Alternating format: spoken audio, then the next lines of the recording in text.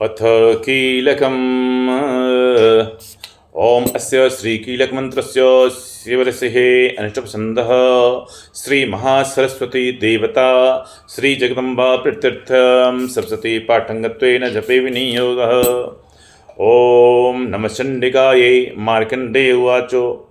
ओम विशुद्धज्ञानदेहाय त्रिवेदी दिव्यचक्षुषे श्रेयः प्राप्तिनिमित्ताय नमः स्वमार्गधारणे सर्वमेतद्विजानीयान् मन्त्राणामभिकीलकम् स्वपीछमाप्नोति सततं जाप्य तत्प्रः सिद्ध्यन्त्योच्चाटनादनि स्वस्तुनि सकलन्यपि एतेन वस्तुतां देवी स्तोत्रमात्रेण सिद्ध्यते।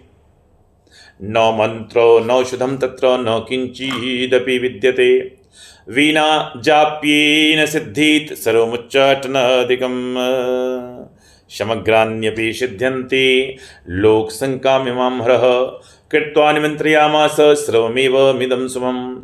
अस्तोत्रं वै चण्डिकायास्तु तच्चकुत्तं चकारसः समाप्तिर्न च पुण्यस्य तां यथा वन्नियन्त्रणां स्वपीछमाप्नोति सर्वमेवं न संशयः। कृष्णायां वा चतुर्दश्यामष्टम्यं वा समाहितः ददाति प्रतिगृह्णाति नन्यथि सा प्रसिद्धति।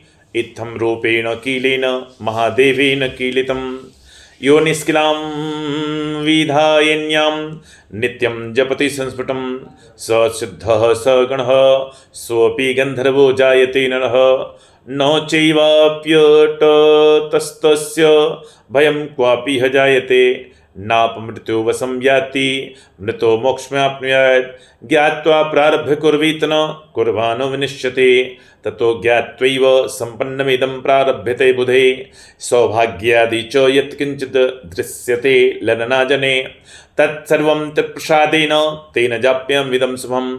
शनैस्तो जप्यमानेऽस्मिन् अस्तोत्रैः सम्पत्तिरुच्यकः भवत्येव समग्रापि ततः प्रारभ्यमेव ततः ऐश्वर्यं यत्प्रसादेन सौभाग्यारोग्यसम्पदः शत्रुहानिः परमोक्षः अस्तु यतेषा न किं जनः। ओम तत्सत् इति देव्याः कीलक स्तोत्रं संपूर्णम्। ओम चंडिका देवी को नमस्कार है। मार्कंडेय जी कहते हैं विशुद्ध ज्ञान ही शरीर है जिनका, तीनों वेद ही जिनके तीन दिव्य नेत्र हैं और जो कल्याण प्राप्ति हेतु हैं तथा अपने मस्तक पर अर्धचंद्र का मुकुट धारण करते हैं उन भगवान शिव को नमस्कार है। मंत्रों का भी जो अभिकीलक हैं, मंत्रों का जो अभिकीलक हैं अर्थात मंत्रों की सिद्धि में विघ्न उपस्थित करने वाले साप रूपी कीलक का जो निवारण करने वाला है, उस सप्तशती स्तोत्र को संपूर्ण रूप से जानना चाहिए और जानकर उसकी उपासना करनी चाहिए। जानकर उपासना करनी चाहिए, चूंकि जिसकी हम उपासना करते हैं वैसा बनते भी चले जाते हैं। इसलिए अपने जीवन में उपासना का एक अर्थ यह भी होता है कि पास बैठना।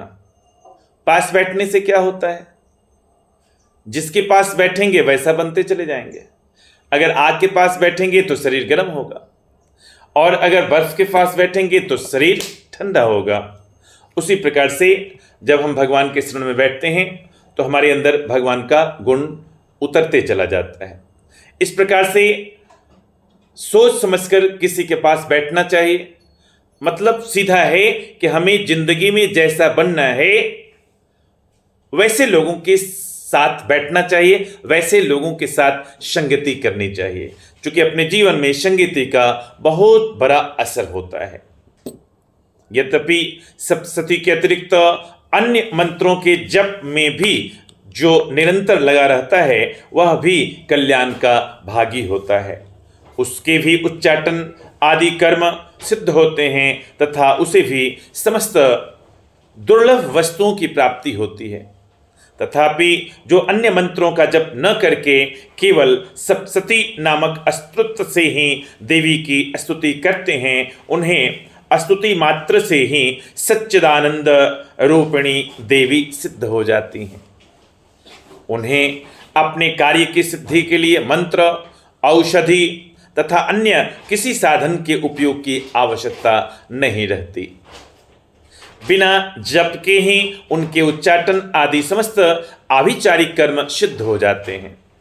इतना ही नहीं, उनकी संपूर्ण अभिष्ट वस्तुएं भी सिद्ध हो जाती हैं। लोगों के मन में यह शंका थी कि जब केवल सप्तशती की उपासना से अथवा सप्तशती को छोड़कर अन्य मंत्रों की उपासना से भी समान रूप से सब कार्य सिद्ध होते हैं, तब इनमें श्रेष्ठ कौन सा साधन है? प्रश्न उठना स्वाभाविक है।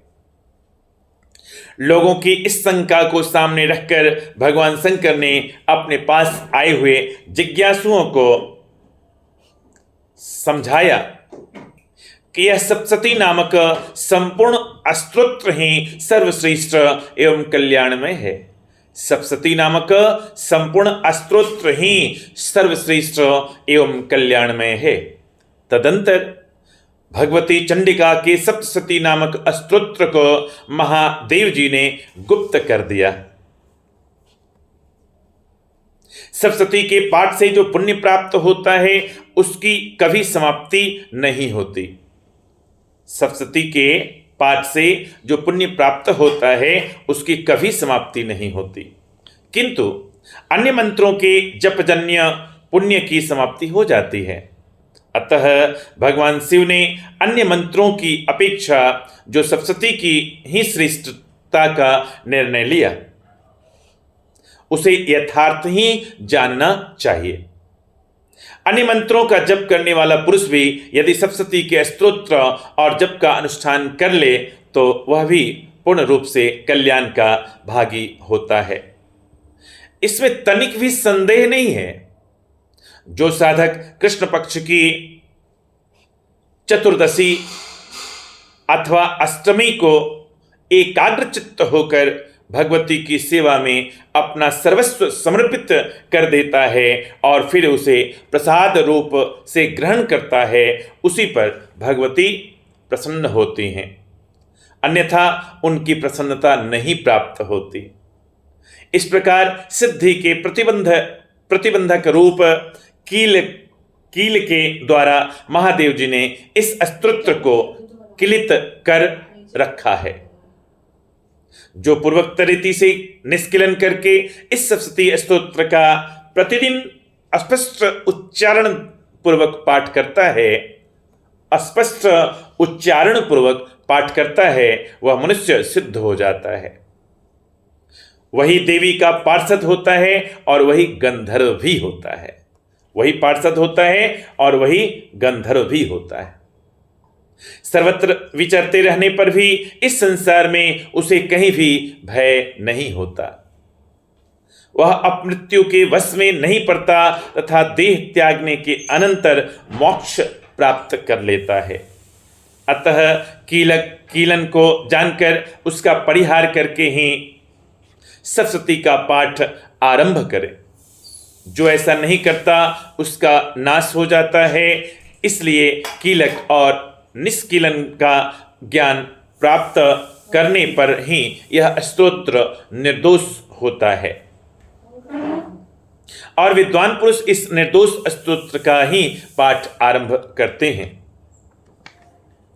यह निष्कीलन अथवा सापोद्धार का ही विशेष प्रकार है।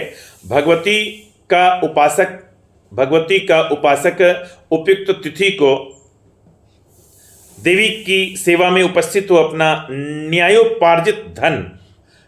के द्वारा उपार्जित धन उन्हें समर्पित करते हुए एकाग्रचित्त से प्रार्थना करें, मातः आज से यह सारा धन तथा अपने आप को भी मैंने आपकी सेवा में अर्पण कर दिया है। इस पर मेरा कोई स्वत्व नहीं है। फिर भगवती का ध्यान करते हुए यह भावना करें, मानो जगदम्बा कह रही हैं, बेटा संसार यात्रा के निर्वाहार्थ तो मेरा यह प्रसाद रूप धन ग्रहण कर। इस प्रकार देवी की आज्ञा शिरोधार्य करके उस धन को प्रसाद बुद्धि से ग्रहण करे और धर्मशास्त्रोक्त मार्ग से उसका सदव्यय करते हुए सदा देवी की ही अधीन होकर रहे। यह दान प्रतिग्रह करण कहलाता है। दान प्रतिग्रह करण कहलाता है। इससे सप्तशती का सापोद्धार होता है और देवी की कृपा प्राप्त होती है। यह कीलक और निष्कीलन के ज्ञान की अनिवार्यता बतलाने के लिए ही विनाश होना कहा है। वास्तव में किसी प्रकार भी देवी का पाठ करें उससे लाभ होता है। यह टिप्पणी है प्रकाशक का कि वास्तव में किसी भी प्रकार से देवी का पाठ करें उससे लाभ ही होता है। यह बात वचनांतरों से सिद्ध है। स्त्रियों में जो कुछ भी सौभाग्य आदि दृष्टिगोचर होता है, स्त्रियों में जो कुछ भी सौभाग्य आदि दृष्टिगोचर होता है वह सब देवी के प्रसाद का ही फल है। अतः इस कल्याण में स्तोत्र का सदा जप करना चाहिए। इस स्तोत्र का मंद स्वर से पाठ करने पर स्वल्प फल की प्राप्ति होती है और उच्च स्वर से पाठ करने पर पूर्ण फलदायी होती है। अतः उच्च स्वर से ही इसका पाठ आरंभ करना चाहिए। जिनके प्रसाद से ऐश्वर्य, सौभाग्य, आरोग्य, संपत्ति, शत्रुनाश तथा परम मोक्ष की भी सिद्धि होती है, उन कल्याणमयी जगदम्बा की स्तुति मनुष्य क्यों नहीं करते? अवश्य करना चाहिए। इति देव्याः कीलक स्तोत्रम संपूर्णम। प्रेम से बोलिए जगदम्बा माई की जय। प्रेम से बोलिए माता भगवती की जय। प्रेम से बोलिए माता गायत्री की जय। बंधुओं, यूं तो प्रतिदिन माँ की शरण में रहना चाहिए, लेकिन साल में 4 नवरात्र प्रसिद्ध हैं, जिनमें सबसे ज़्यादा चैत्र नवरात्र और आश्विन नवरात्र प्रसिद्ध है। उसमें भी सबसे ज़्यादा आश्विन नवरात्र प्रसिद्ध है। तो प्रेम से बोलिए आश्विन नवरात्र की जय। हम पहले भी पिछले वीडियो में निवेदन कर चुके हैं कि आप गीता प्रेस गोरखपुर की पत्रिका कल्याण आती है, आप कल्याण के सदस्य बने और गीता प्रेस की दुर्गा सप्तशती नामक जो पुस्तक है, जिसका कोड है 1281, इसको आप मंगाएं या आपके आसपास में जो धार्मिक पुस्तकों की दुकान होगी वहाँ से खरीदें और संस्कृत और हिंदी दोनों वाला खरीदिएगा। जैसा कि हमने बताया, कोड दिया है 1281 गीता प्रेस गोरखपुर की यह पुस्तक है।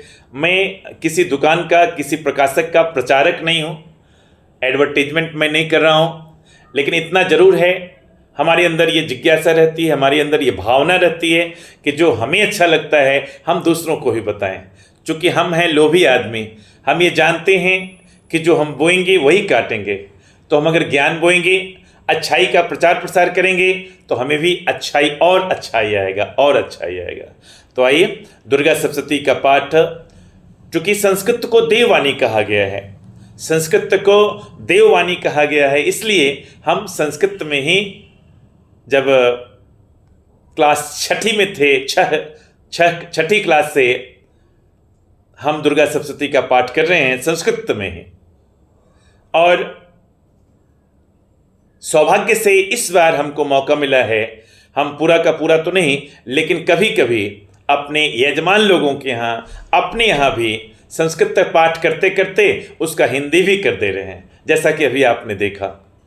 तो आप भी अपने घर में पुस्तक रखिए। आप अपने आचार्य जी को, अपने पुरोहित जी को, अपने पंडित जी को बुलाते हैं, बहुत अच्छी बात है।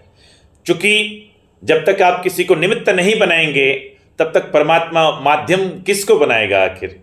तो आप आचार्य जी को बुलाइए, पंडित जी को बुलाइए उनसे पूजा करवाइए, जैसी आपकी व्यवस्था हो, जैसा परमात्मा ने आपको साधन दिया हो, उसके अनुसार अपने आचार्य को बुलाइए, पुरोहित को बुलाइए, पंडित जी को बुलाइए, ब्राह्मण देवता को बुलाइए, पाठ करवाइए। लेकिन आपसे भी निवेदन होगा, अगर आपके पास परमात्मा ने समय दिया है तो पुस्तक खरीदिए और हिंदी में ही सही जरूर पाठ कीजिए और संस्कृत सीखने का भी प्रयास कीजिए। अगर सीखने में कोई दिक्कत हो तो आप हमारे संस्थान दिशा, जिसका पूरा नाम है divine India science and spiritual happiness association, आप वहां से संपर्क कर सकते हैं। मेरा नंबर है 9155618618, यानी 9155618618।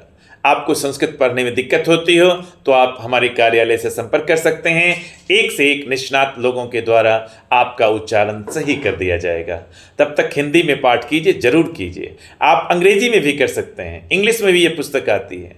तो प्रेम से बोलिए माता जगदम्बा की जय, प्रेम से बोलिए माता गायत्री की जय, प्रेम से बोलिए जहाँ जहाँ अनुष्ठान हो रहा है अभी उस स्थान की जय, जिन जिन लोगों ने अनुष्ठान किया हुआ है उनके कुल देवता की जय। सबका भला हो, सबका कल्याण हो। शुभम भूयात्, आनंदम भूयात्, आरोग्यम भूयात्, ऐश्वर्यम भूयात्।